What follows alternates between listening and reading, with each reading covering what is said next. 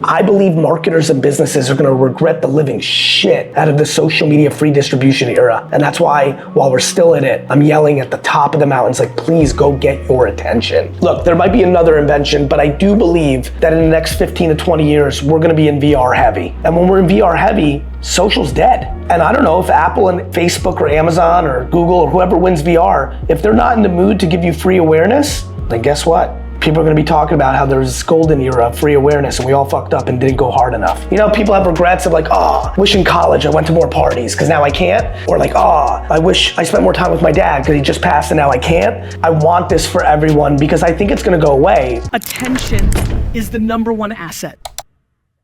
What's up, guys? Welcome to Right About Now, where it's always right and it's always now.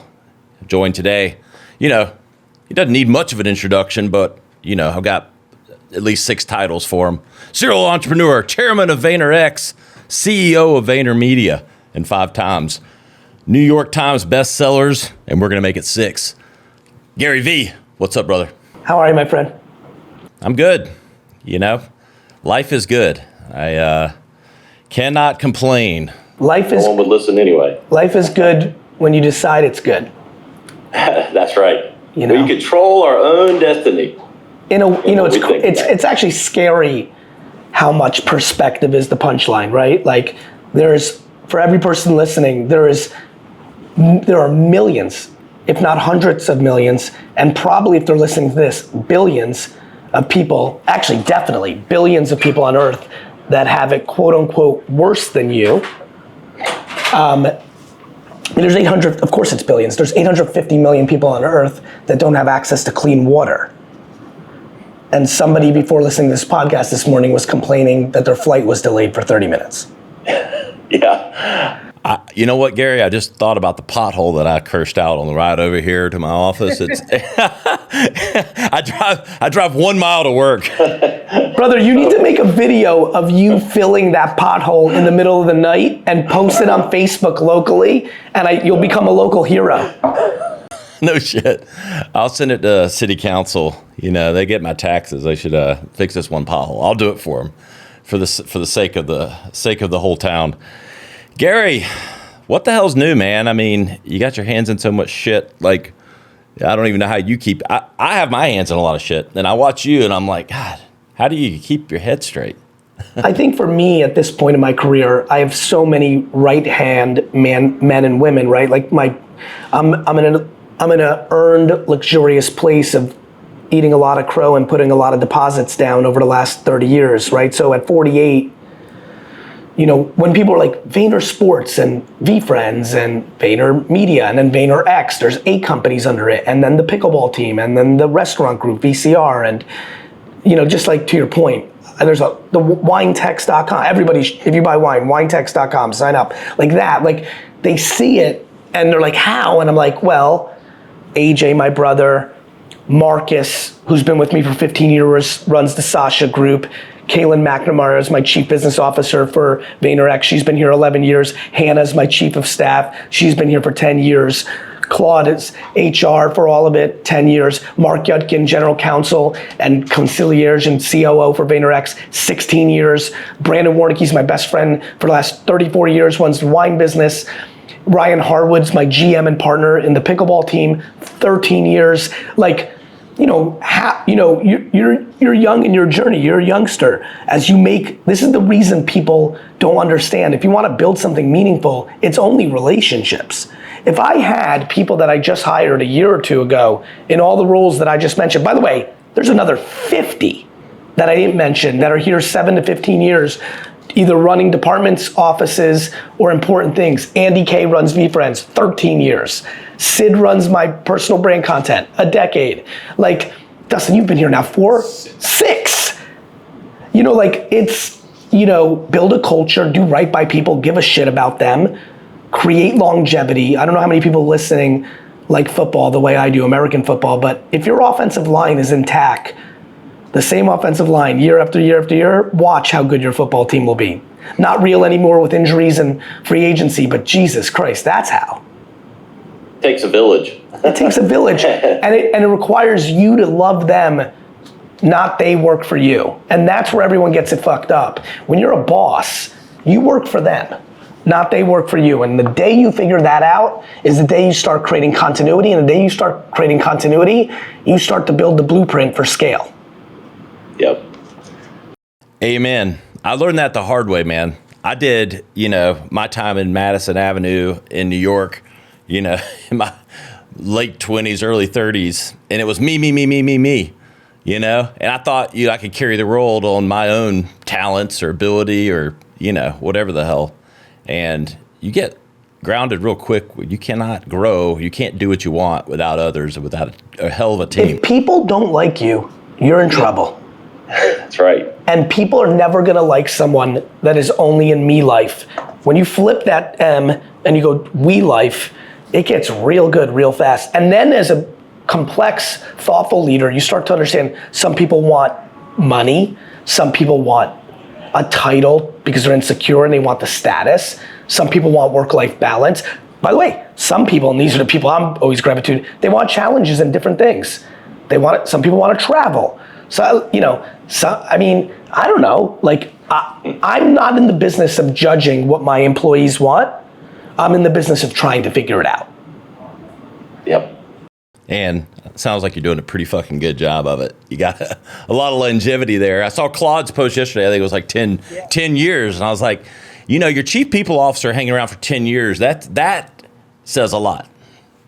In a real way. And it's the thing I'm most proud of. It's also the thing I'm most disappointed about in my career. I would have more people to name for you right now if I had the ability to be candorous to my employees in my 20s and 30s. GaryVee, the one that all of you know if you know who I am, he built himself on candor. It's my greatest strength. I'm trying to tell the truth both in the macro and the micro, right? In the macro with all my mindset stuff. In the micro, this is why I wrote the new book. This shit, did you get a chance to look at it, Rye?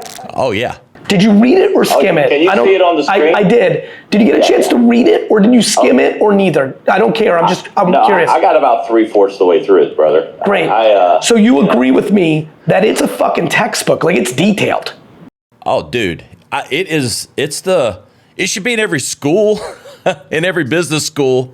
It's more, honestly, Gary, as I read it, I thought more like curriculum / I was course, it was so, you had charts and shit. I think you said that on social the other day, but that's so funny. That's exactly what I thought. I was like, it is. It's like a damn school book for how to own social media. And it's not even social media.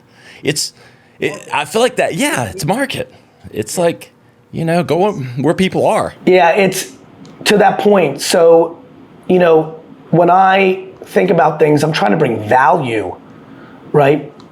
That is the number one thing I'm thinking about at all times. And so my candor is incredible because if you don't give it, you can't really bring value as a public figure. In my private life, both personal and professional, but sticking on professional, my inability to communicate when I loved someone, and I'm a lover boy, meaning you work for me for a week and I think you're a good kid and you got something, I'm like, we're family. I go in, I'm into team, Uncle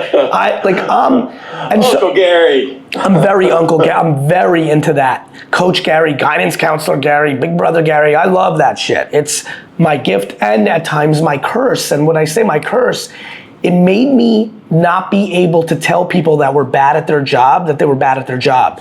And then what would happen is I would get resentment because I wasn't communicating. And then at some point I would fire them sloppily because I didn't give them enough feedback.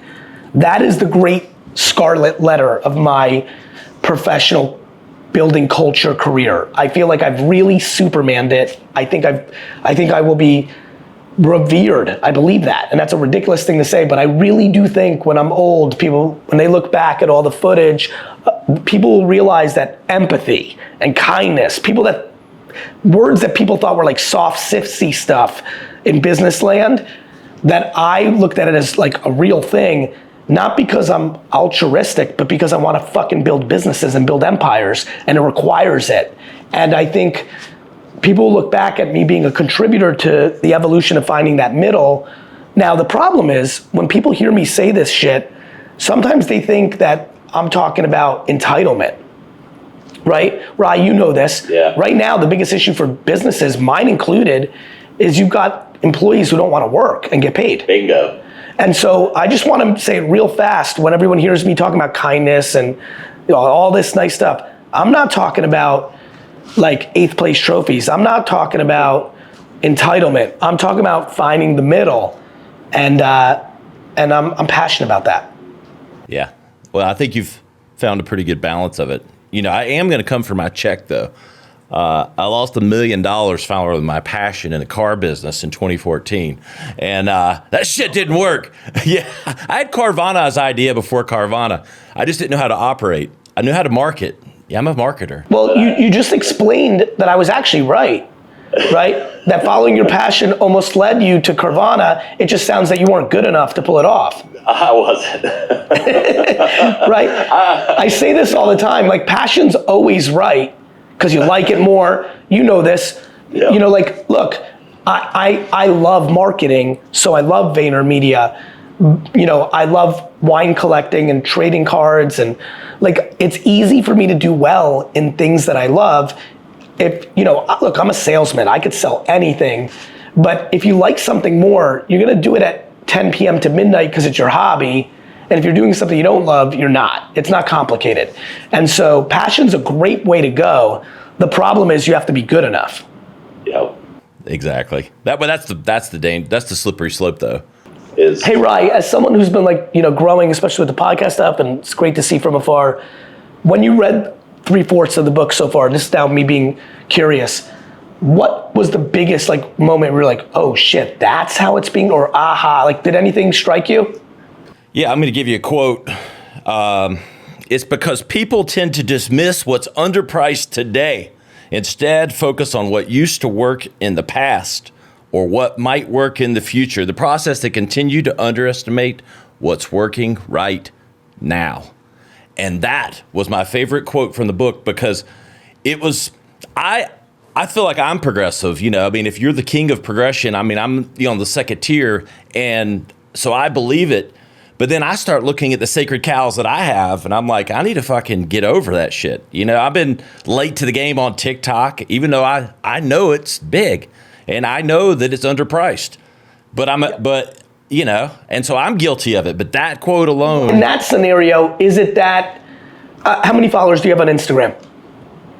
200,000, close to that. So is it something where you're you have this great number on Instagram where you're 200,000, are you worried from a brand perception standpoint that if you go to TikTok and you have 83, it makes you look smaller those first couple weeks and months? No, I don't give a shit what people think. The reason I asked you that is that's a huge one for people. Yeah.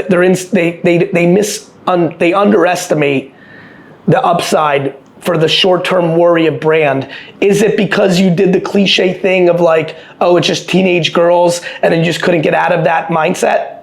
At first it was, and then I started posting and hit off. This was a couple years ago, but then I became self-aware that I wasn't doing it right, and I stopped, and I said, I'm not going to redo this until I get the team around me to do this right, and now I do. So we're about to go back at it. Fair enough. I think that's a much better answer than most. Yeah, but the reality is, and why I circled that quote and why it stuck with me when I was reading, is because I think that's what most brands and people are stuck in, though, is these sacred cows. Or the future. I talked to somebody the other day that fits this perfectly. Stuck on SEO, right? And infatuated with AI and no conversation social. Yeah. Right? Like tried and true. I'm like, tried and true for, yes, SEO works, but it doesn't work the same way it worked in 2004. No. AI, yes, but you don't even know what you're talking about yet, and your industry's not even affected by it yet. And meanwhile, all your action is on posting on LinkedIn properly, and you haven't even posted on there once. Romantic about yesterday, infatuated with tomorrow, sucking at today. That is the state of the union of 99%. Yeah, and they get exactly the point you made. TikTok can't generate leads like this. Instagram doesn't do LinkedIn like that. And they get it's all excuses. Let's be honest. Well, right. It's not only all excuses, I'm starting to jump in, but also what a lot of people don't understand is, and you just broke it down, this is why I'm jumping in, I want everyone to hear this. You just talked about someone who's a salesman, not a marketer. Yeah. What most people don't know about themselves that are listening right now is they're salespeople, not branding and marketing. If you, when I was coming up the game, everyone's like, oh, Gary doesn't get it. He doesn't know how to he's not doing funnels. He's not doing that. They didn't get it. I was playing chess. They were playing checkers. Like they were looking for short-term arbitrage. I was playing long-term brand. If you're listening right now and you say, well, TikTok doesn't get leads, you're a salesman. Yes. Which is, by the way, I'm a salesman. I like that. But you know who salespeople are? People that don't know how to do brand and marketing. Yep. They have to be left with sales. And then you know what the 98% of the rest of the world is? They can't do either, which is why they work for salespeople or marketers. That's right. Well, everybody wants outcomes today, damn it. And everybody's impatient. And look, You know who's getting outcomes today? Nike. You know how they did it? By building a brand. Exactly. you know who's getting outcomes today? This motherfucker right here who's been doing this show for 6 years, and GaryVee's now sitting in front of me. That's exactly right. But that didn't happen 6 days in, or 6 months in, or 16 months in. Hell no. It's the game. By the way, people are like, oh, Gary. I was like, oh, Gary, nothing. Like, I worked every day in a liquor store for 13 years to figure out how things marketed and branded. And before that, I spent my childhood in marketing and selling. I don't know I think Malcolm Gladwell's thing was 10,000 hours. Motherfucker, I don't know, I gotta run the math, but whatever fucking, what am I, 48? Whatever 42 years of trying to sell or make signs or build brand or sell, whatever 40, and I didn't do school like that. I gave it none of my time. Whatever 42 years subtracted by 7 hours a day on sleeping on average, whatever that math is, that's how many hours I put into this craft.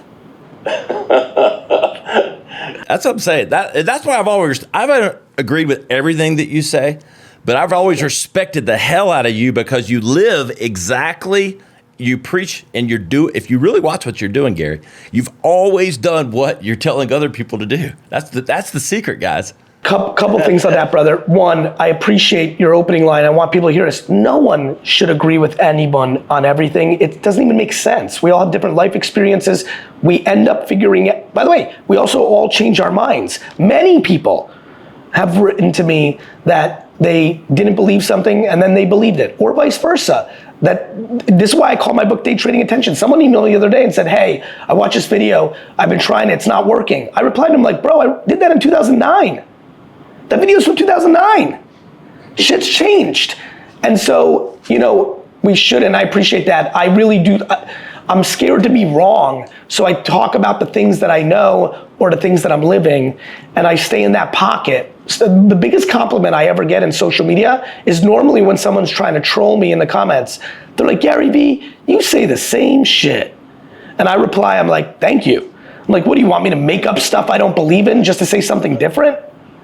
Yeah, but what you're doing is the epitome of what you're preaching, which is brand. And brand, you play your greatest hits over and over again. And you're literally, because if you're not consistent, you can't build a brand. I just saw a fucking billboard for Rolling Stones is going on tour. I'm like, these motherfuckers have been doing this shit for 80 years. How do they even stay upright? It's unbelievable. I know I'm like when I go out with my friends like 3 weekends in a row, but to be touring as a rock star for 50 years, I don't know how the fuck they do it. But I think it was legal drugs. It's I think how they pulled it off. Yes. I will say this. So I'm a father of 4 boys. Yes. And I had like a couple things I had to get in on top of this. I was like 8 to 14. And they're into trends, but they're not into social media. They're not really allowed to do it per se. How do you balance that? Like, but I know being in the business like you, it's good. It'd be fucking great for them, You gotta know it starts with knowing the kid, right? First of all, that's epic. Having 4 boys between that age, honestly, that's pretty, you should just be filming that. That's pure entertainment. Those characters must be doing all sorts of crazy shit with each other. Oh, dude, we're doing everything. I love it. Yeah, it's awesome. As you know, out of the 4 kids, I'm sure if I said to you, you have to You have to have 2 of the kids be on social media 12 hours a day. It's now law, or you'll go to jail. You very quickly right now already know which 2 can handle it better than which 2. Right, so, I think the way parents have to think about this stuff is, first of all, every parent needs to do what's right for them. That being said, I do think we need to be a little bit more thoughtful than just demonizing it. What is social media today is amateur hour to what they're gonna be dealing with in their 20s and 30s. The cell phone and social media today, when they're our age, is gonna look like the beeper and the CD-ROM. It's mundane. When everyone's like, oh, you gotta get them out of the phone, like, I gotta get them out of the phone, they gotta see the real world. I'm like, motherfucker, when they're 40, they're gonna live in VR 24 hours a day. There is no real world. It's an empty container. Like, the world's gonna change. And so I think it's a balance, but I think the answer to the question is very simple in my mind, friend, which is the sooner you can build actual self-esteem in the 4 of them versus fake self-esteem, the better they will be able to handle anything. When they finally do get to 16 or 15 or 19 or whatever the rules are in your house, and they're allowed to be on social, and they post their first thing, and people say they're ugly, they're stupid, they're idiots, if they have actual self-esteem, they'll be able to deal with it. Yeah, that's the key. And we put them we make them do tough challenges, like we don't shelter them. And that's, they have to be on their own merit at times and see success from it. And so, but no, I appreciate that input. So talking with Gary Vaynerchuk, author of Day Trading Attention, coming out the 19th, I believe. Isn't that right, Gary? We're I think days away. 21st. Yep. We're releasing this, I think, just before the episode. So go buy it. Thank you. Amazon, all the locations. We'll have all those links. Gary, it's obvious to me, why you wrote the book. It's the guidebook for attention marketing today, now. Yeah. But, how do you eat your own dog food? Like, what's your process for staying, you got the team, I'm sure, but staying ahead of that attention curve? It's 3 things. It's team on team and me, meaning there's me, and I live this. This is what I do for a living. There's my team of 30, 40 people, Team Gary. We're constantly flowing in a WhatsApp thread, what's working, what's not working, the analytics, the first 3 seconds of a video. It's so cool to be on this show knowing there's not a single person listening right now that should not buy this book. That's insane to me.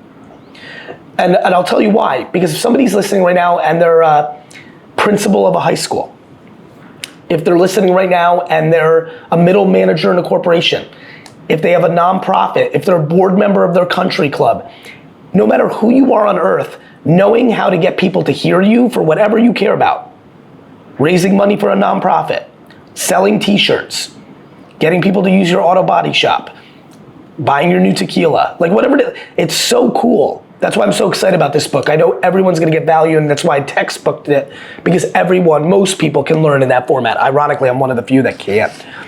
Anyway, how do I do it? It's what I do for a living. It's what I do for 12 hours a day.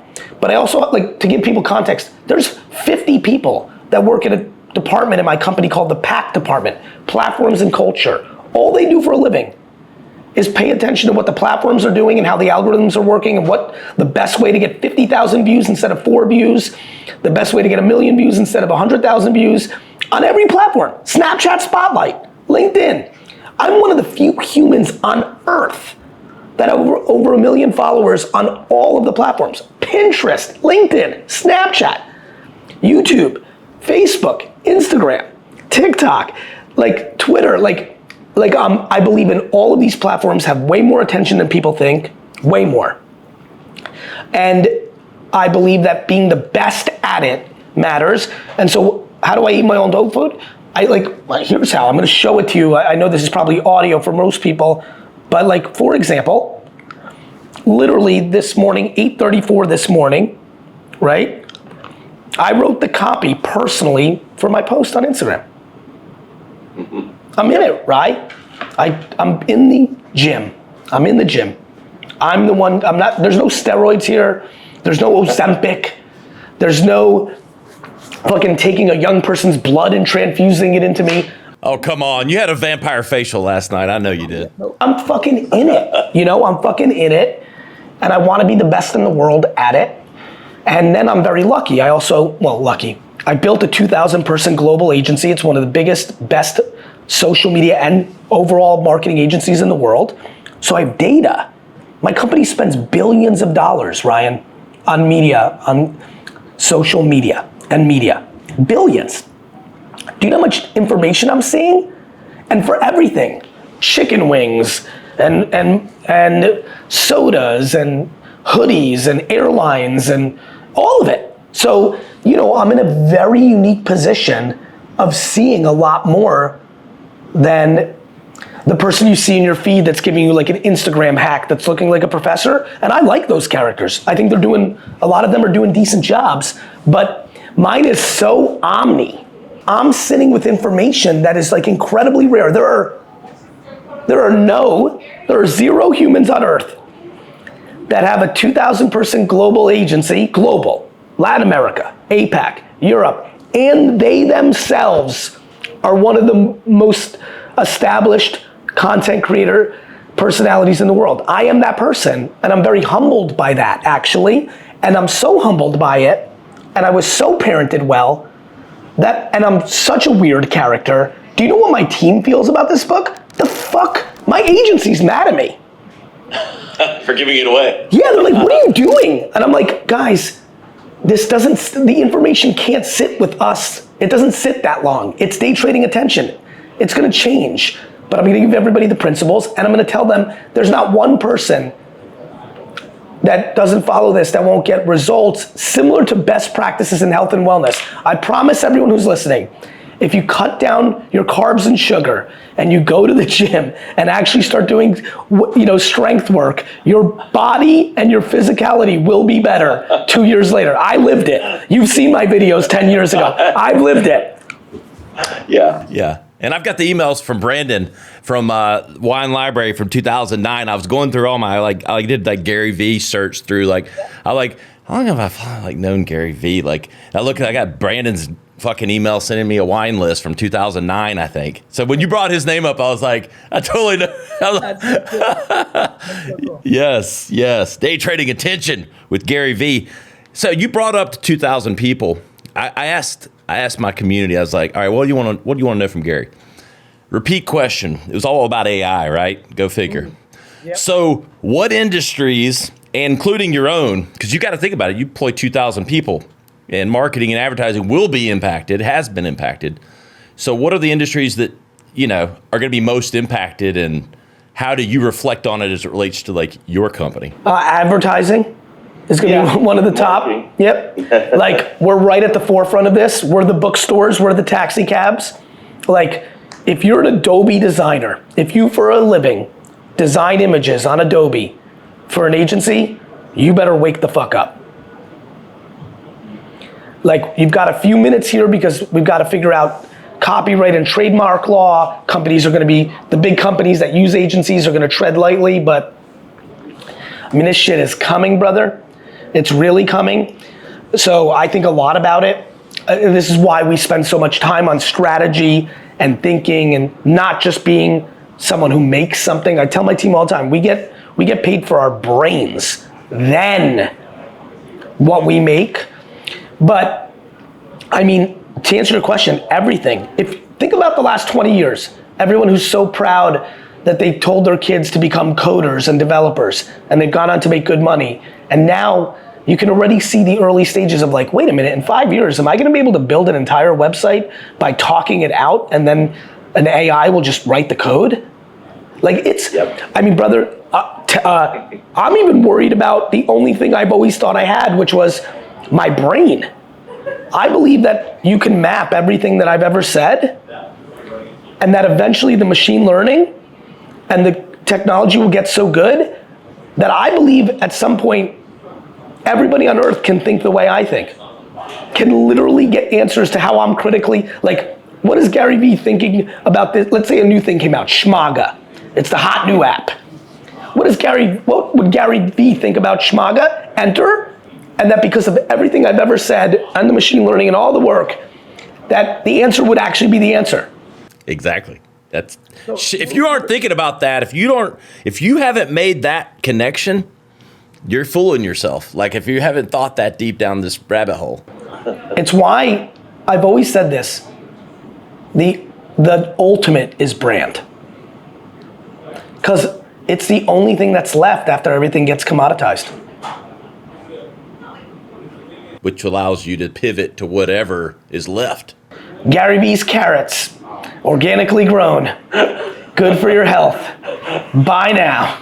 Toilet bowl, whatever. I mean, I thought about, like blue collar stuff. Yeah, I mean, like, to me, it's like, for me, as long as I believe in it, when I did Empathy Wines, I believed in it. I believe that with VeeFriends, I'm building the next Pokemon meets Sesame Street. With this book, when people buy this for $28 or whatever it is on Amazon, I'm like, oh my God. Like, how do they not get $28 in value within the first second?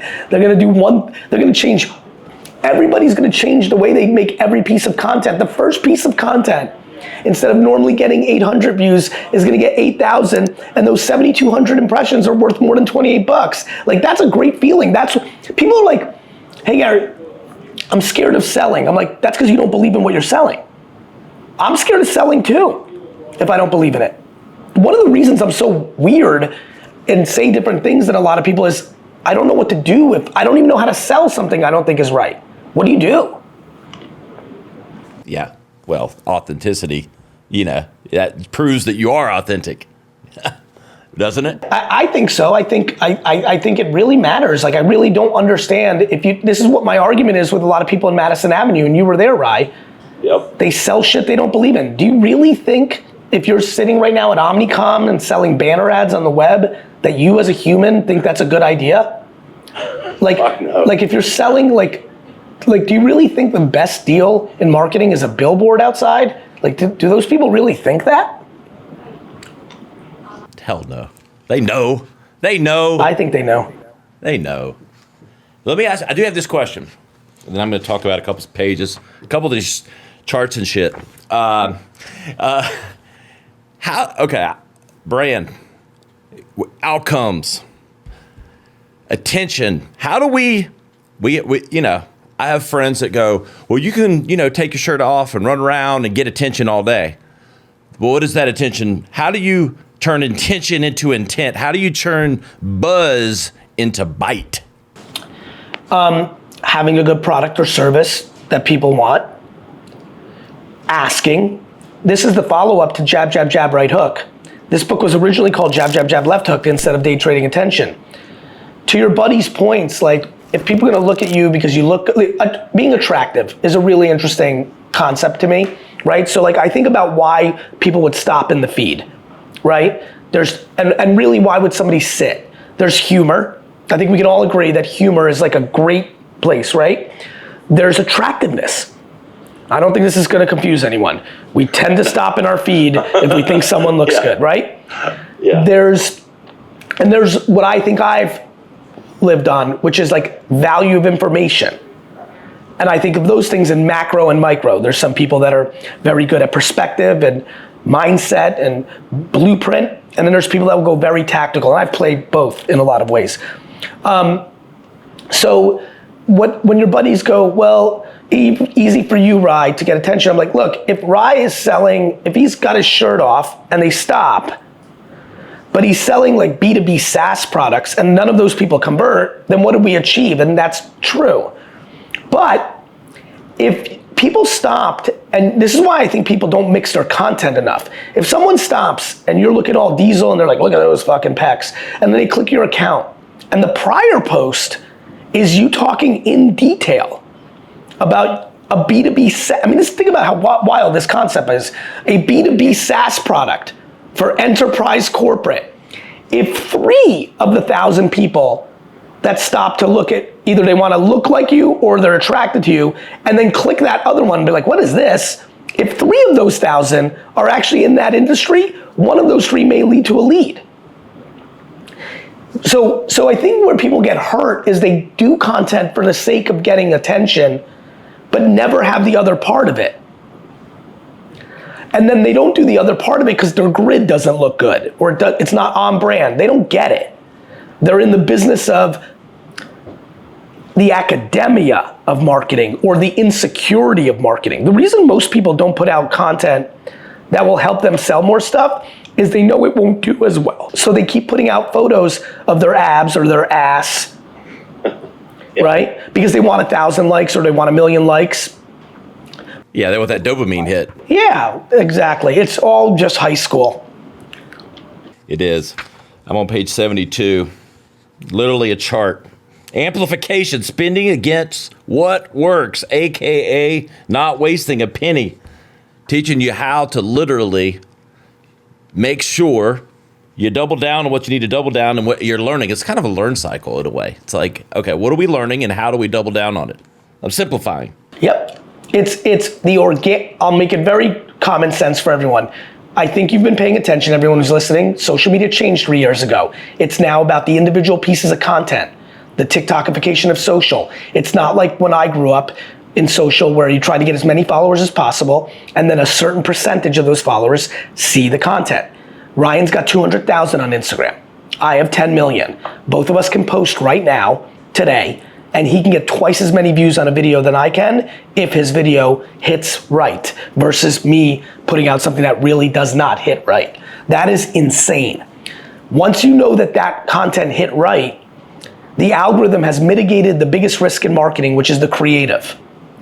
Once you mitigate the risk of creative, you can then decide if you want to amplify it. More importantly, or equally as important, you can also extract insights from it. Why did it do well? That's like what I spend all my time on, Rye. I'm obsessed with why. Why?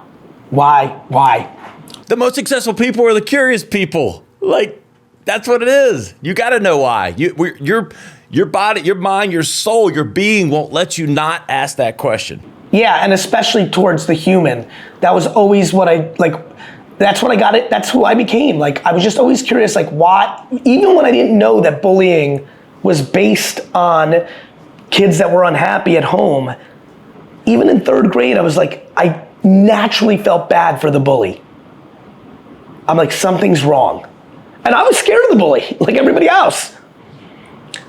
And the bully back then in the 80s in Jersey in 3rd and 5th grade, they were big kids. The Williams brothers, they were big kids. I was scared of them, but I fucking knew in my heart, I'm like, nah, they're not beating the shit out of all of us for just kicks and giggles. There's something wrong. Why? People are mad at their boss for being mean to them, even though the boss has always been decent-ish. And now they're like, oh, my boss is a dick now, or I hate him, I gotta get out of here, fuck him.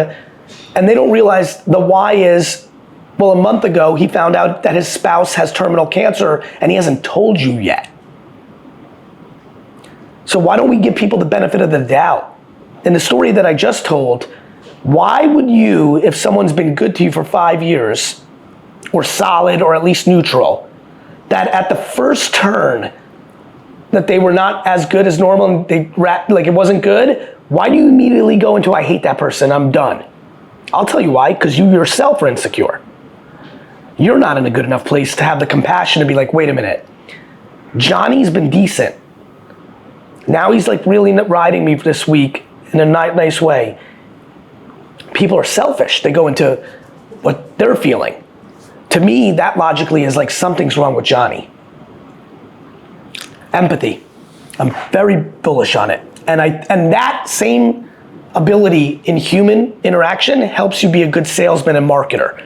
The reason I put out good content is I have a good feel of what the world is looking for right now that I feel that I can contribute to. There's a lot of things I know that would do well, but I don't think I can contribute to it. I don't know it as well. It doesn't come natural to me. You know, I'd love to speak a lot more. Here's one. Let me give you in detail. You'll like this stuff. You haven't heard this from me. I would love to talk a lot more about grieving. I think it's a big subject matter.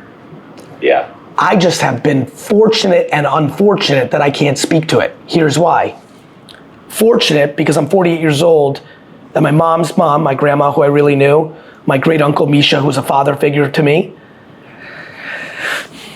And that's where I'm at.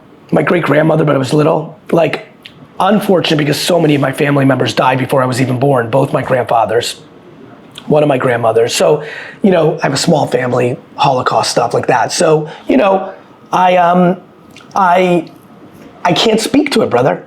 I have thoughts on it, but I just don't feel comfortable. I can observe from afar, but back to what you were saying earlier, I like to talk about stuff I've lived, but one day I will. One day, unfortunately, I will, and I have a funny feeling in 30 years I'll have content on it because I think it's a big one out there. Yep. It is. I mean, social media has made us more connected than ever, but yet disconnected from some real discussions. Well, that's because we're incredibly emotionally vulnerable as a society. The last 35 years of parenting specifically has been incredibly bad at getting people to be comfortable with discomfort. I mean, 8th place, bro, I hope your 8 to 14 year olds don't have 8th place stroke. I hope you melt, I hope you throw that shit in the garbage. Dude, you're singing from the playbook, man. As soon as they came home with the medallion, that thing went in the bottom of the trash can. Didn't do it in front of them, but that's not hanging out. There's a really positive way to throw it in the trash can. It doesn't have to be cliche, oh, alpha dickhead dad. No, really talk about it. Talk about the reason their kids are more grown up than people think. You sit down an 11-year-old and be like, listen, it's not that I don't want you to have this bullshit 6th place trophy or medal. It's that you have to understand, losing is good. You guys came in 6th. You guys lost. That's good. You shouldn't be rewarded for that in the game of a basketball tournament. There's a positive way to talk about it. Anyway, I think we have a lot. The reason we're lonely is we're scared. We're scared of people's opinions. We're scared of losing in front of others, keeping up with the Joneses, blue check marks, followers, money, status, how attractive is your boyfriend, girlfriend, wife, husband, how much money do they make? All these vain fucking bullshit shit. I'll say this. That's why you need to focus on what's real and what you can do that actually impacts what you're doing. That's what this is about. We get too caught up in shit. It's excuses, and you know this. We all know this. You get caught up in it. You don't know it, but once you really reflect, it's excuses because you're focused on things that you don't have control over. Well, that's what they're trying to do to us, right? That's what the news is. That's what society is. That's what politicians. That's what parents are. It's what schools do. You don't control shit in most of your life. This is why I love. It's so funny. After my last rant, none of that matters. Meanwhile, I'm trying to build an empire. I'm not demonizing success or winning. That's all I'm trying to do. I'm just trying to get people to be healthy about it so once they get there, they can stay there. Bro, I'm sure at this point in your life, you've seen in front of your eyes circles or close circles, people get real paper and real money, and then 3-4 years later, it's all gone. 100%. And a lot of times in that story, the family's gone, the reputation's gone. It's not a good life. They got to success in the wrong way. Yep. And it's because it wasn't success, it was fake success. It was proxy success. Exactly. But that's why we got to be day trading attention. We don't want proxy success. We need all success. I'm telling you right now, it is crazy. I can't believe, I'll leave it with this for all of you. I can't believe none of you, most of you, the majority of you, are not fucking taking this shit more serious. Social media is free. Ryan, it's fucking free. Brother, it's fucking free. They don't charge you when you post. Do you know what a newspaper ad costs? A lot. Do you know what a billboard costs? A lot. Do you know what direct mail costs? A lot. Television commercial? A lot. Sponsorship of an event? A lot. Google AdWords? A lot. Pre-roll YouTube? A lot. Hulu interstitial ads? A lot. Influencers to plug your product? A lot. I don't understand what the fuck people are doing. Organic social media is the most important thing in the world. Figure it the fuck out. Stop crying. Stop bullshitting. This is fucking it. Bingo. Free. Free. I almost call this book, it's fucking free. Double F. Fucking free. And you got the guidebook to do it. Day trading attention. All of it there. Gary, a question. What's your own versus rented land? Do you leverage the free to get them to the owned? You know, the website, you list. Yeah. Of course. By the way, I think I talk about, I know I talk about in the book, please have your default URL proper on your social. Hell yeah, of course. Attention is always being sent to the owned. Right? Yes. When you know, like, I don't know, I'm on this right now getting attention, and if people like what I'm saying, they're gonna buy a $20 book. That's yours. Right. In this scenario, I'm obviously sharing that with Amazon and my publisher, but at least my publisher had to pay me a big bag to be a partner in it. But yeah, brother, of course. Because you built brand over time and you had leverage to do that. Correct. And of course, like, you want your podcast linked up there or something else, like, and I change my links depending on what I want people to know about. And so, of course, you're sending them to other places, but you're extracting. Everyone's like, the algorithms are fucking me. I'm like, no, you should be fucking them. It's free. Extract the attention from it. That's why they're so powerful. Everyone cries about social, but it's their most important thing. Because the attention's there. Yeah, that's what. Look, what is it, 6 hours a day for 18 to 24-year-olds on fucking TikTok? Forget about 18 and 24-year-olds. All of us older fuckers are on it all day. The fuck are 40-year-olds doing? Everyone's on it all day. If I'm not working, like, what do you, all day. Most people watch television with social as the companion. Definitely Twitter, definitely in sports and politics. Your phone is the TV and your TV is the radio. That's what I've been saying. That's right. That's right. Gary, I know people know where to find you, but I want to be respectful of your time. We've come up to it here. Always, again, respect the hell out of your directness, how you, I don't know, man, it's always been relatable. Again, no matter what you think or what you see, you've lived it, you've done it. And I led the witness a little bit with how you're eating your dog food because I wanted them to hear that Gary isn't writing this book. He's just giving you the roadmap of what he's already fucking doing every day. And he's living it. I want this for everyone because I think it's gonna go away. My belief is look, there might be another invention, but I do believe that in the next 15 to 20 years, we're gonna be in VR heavy. And when we're in VR heavy, social's dead. And I don't know if Apple and Facebook or Amazon or Google or whoever wins VR, if they're not in the mood to give you free awareness, then guess what? People are gonna be talking about how there's this golden era of free awareness and we all fucked up and didn't go hard enough. You know, people have regrets of like, wish in college I went to more parties because now I can't. Or like, I wish I spent more time with my dad because he just passed and now I can't. Like, I believe marketers and businesses are gonna regret the living shit out of the social media free distribution era. And that's why, while we're still in it, I'm yelling at the top of the mountains, like, please go get your attention. So that you can then pivot and do whatever you need to do when the tide turns. And that's the takeaway. That's the big aha, right? It's like, it's about, you need to sell more today. Of course you do. But you need leverage over time. That's right. You get to take your brand to the next platform. Whatever it is. I mean, I did it. I just did that. My original platforms. Wine Library TV on fucking YouTube. That's right, and on Vidler, and on Ustream for live, and Meerkat I got attention in, and Vine I got attention in, and Social Cam I got attention in, and Photo Booth I got attention in, and MySpace I got attention in. And, it just ebbs and flows.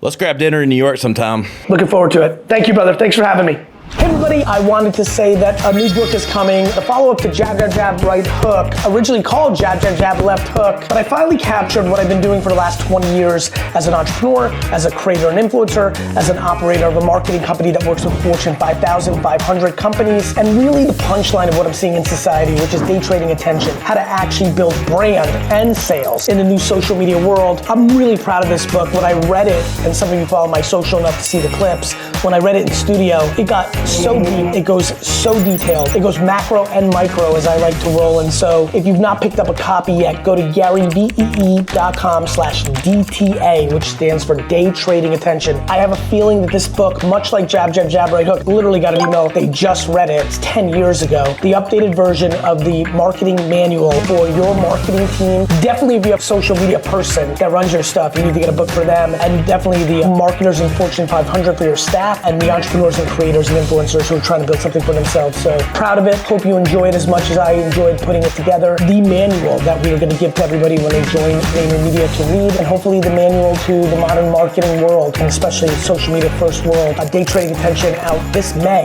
2024. Pre-order your copy now.